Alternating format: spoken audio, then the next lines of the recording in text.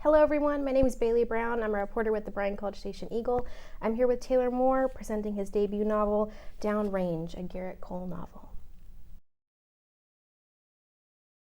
Yeah, so Downrange it's an interesting book, and it's sort of a culmination of all my experiences from, like you said, we talked about having that Texas background and going back generations, and it's a story of coming home for Garrett Cole. You know, he's been out, he's a DEA undercover agent, and he's been out in the world doing all these things, and former Green Beret, and he kind of has some fence mending to do back home on the Texas High Plains. He grew up on a ranch near Canadian, Texas, and he needs to get back. And so I don't want to give too much away. I always like people to come in fresh, but you know, the book starts with him in Afghanistan, and he ends up getting in a bit of trouble with the CIA where he's working. He's at a base, but some things happen. I won't give that away, but he ends up on a protective custody assignment and bringing this Afghan boy back home with him that he has to keep safe for a while.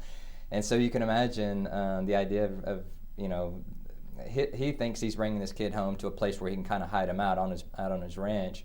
But he comes home and he finds there's more trouble going on than he ever imagined. He's been gone for a while and some things have happened, and he gets back involved with his family, and he finds out there's some nefarious things going on in the community, and so he starts to investigate that. And I'll leave it to readers. If you haven't read it, you're going to want to read it, because it goes from bad to worse really quick, and Garrett has to work to get himself out of a lot of trouble. And it's a fun read, it's an exciting read, it's a meaningful read.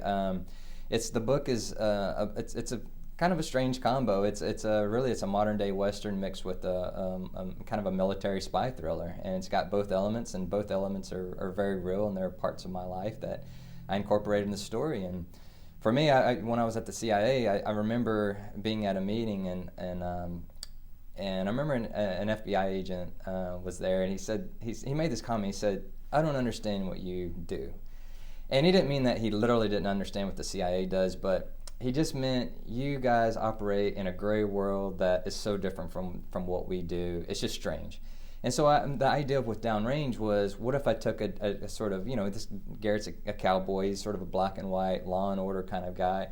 What if I put him in the gray world of the CIA and I let him operate in that for a while? How would he handle it? And so I thought it was fun. It makes for a fun read, but there's a lot of, you know, there's family drama going on. There's a lot of meaningful parts of the story. You get multiple points of view, so it's not just from Garrett. It's from the little boy's point of view, and other people within the story that I think are a lot of fun. And people, you know, people write me all the time about who their favorite characters are, and I better not do anything bad to this person or that person, or oh, they'll never read it again, and that kind of thing. And so I take careful note on that. But no, it's a fun book.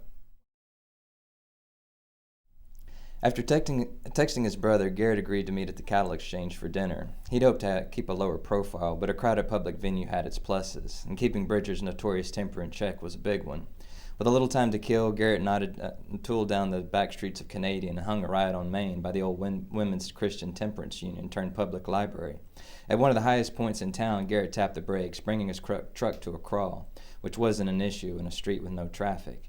He digested the familiar sights in slow motion. Returning home was like settling into a hot bath, only tolerable if dipped into an inch at a time.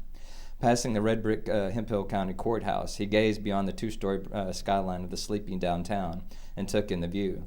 There were a couple of banks, a coffee shop, and a single-screen movie theater, all within a minute's walk of each other. A few antique shops and boutique clothing stores had popped up, but other than that, not much had changed. His eyes finally rested on the snowy horizon that glimmered orange in the dipping sun. With its ice-crusted foothills and rolling prairie, the vast emptiness beneath the roofless sky gave the impression of a frontier that had no end.